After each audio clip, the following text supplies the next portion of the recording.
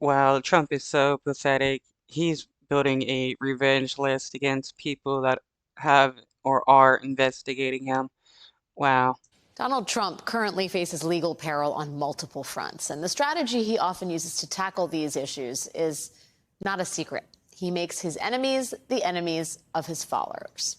He attacks them in public, he tries to ruin their careers, sometimes he even defames them. That is the Trump playbook, and it has been for years. But now that his legal troubles have piled up considerably, Trump is making his fight against his enemies more explicit. In new reporting today, Rolling Stone magazine details how Trump is trying to go after the FBI and the Justice Department agents who are currently investigating him. Quote, in recent months, the former president has asked close advisors, including at least one of his personal attorneys, if we know all the names of senior FBI agents and Justice Department personnel who have worked on the federal probes into him. Trump has then privately discussed that should he return to the White House, it is imperative his new Department of Justice quickly and immediately purge the FBI and DOJ's ranks of these officials and agents who've led the Trump-related criminal investigations. So he that's hilarious. He wants to create a hit list and remove everybody that is against him. This is, what dictators do.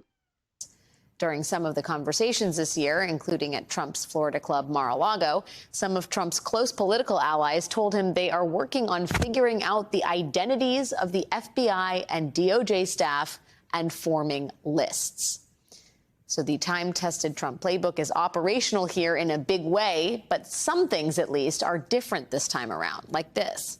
The Justice Department is not making it easy for Trump. According to Rolling Stone, the DOJ appears to be stonewalling Trump's allies, who are asking for the names of those hired by the special counsel to investigate Trump. The department is also obscuring the names of the special counsel's lawyers and personnel on official emails, according to a source with direct knowledge of the situation. So, since right-wingers hate the weaponization of the government, they should all be against Donald Trump trying to weaponize the government in his favor. Joining us now is someone who knows exactly what it is like to be a personal target of Donald Trump, former FBI agent Peter Strzok. Not only was he removed from the special counsel's Russia investigation back in 2017, but he was later fired from the FBI after more than 20 years of service. Peter, it's great seeing you. Thanks for being my guest this evening. There's really no better person to speak with. Does this reporting feel like vindication for you in your search to find out exactly what happened here, get to the bottom of your firing? Is it proof that Trump has a kill list? Well, Alex, I don't know that I'd call it vindication. It's certainly confirmation that what Trump did in the end of his last administration, he's absolutely going to come back with full vengeance the next time around. I mean, it's hard for me to overstate what an assault on the rule of law this is. It's essentially somebody who is running for president saying, if you dare investigate me, I'm going to fire you. And there is nobody out in America who should, this is something out of a banana republic. There is no person above the law, but clearly this is something that Trump is saying, trying to proactively identify people who are working on investigations related to him and saying years out from his presidency, I'm going to fire these people as soon as I can, if and when I regain power. So it is absolutely. Though this is something that right-wingers have been talking about for a while. The moment that they gain power, they're going to remove anybody that is against them and make it harder for Democrats to be voted in so that they can maintain power for the rest of time.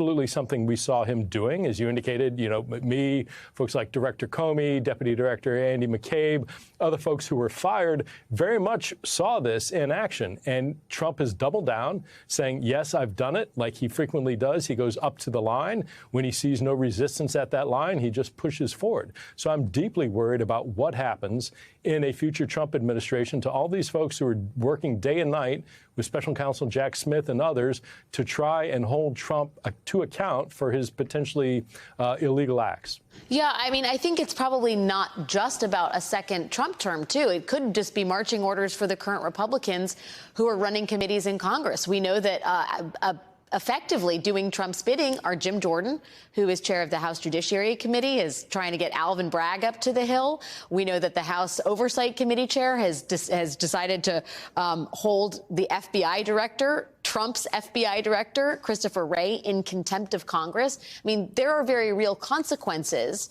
for Trump targeting these folks in real time right now. And I would ask you, to be an investigator in the FBI or the DOJ, what is it like working under that pressure in that spotlight?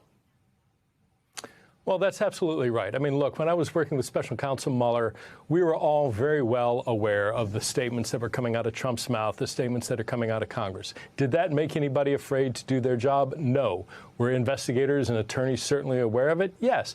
And Alex, you're absolutely right. This is not just a future potential harm. Not only is Trump threatening these people with their jobs and their livelihood, but more, if you look at what is going on right now, the fact of the matter is threats, physical threats of violence that are coming into FBI agents, including the names of individuals who took part in the search warrant down at Mar-a-Lago, attacks on FBI facilities, including a field office in the Midwest. This isn't just a future threat of your job. This is a current threat of violence simply based on Trump and those around him trying to identify people, trying to intimidate them and prevent them from doing their job.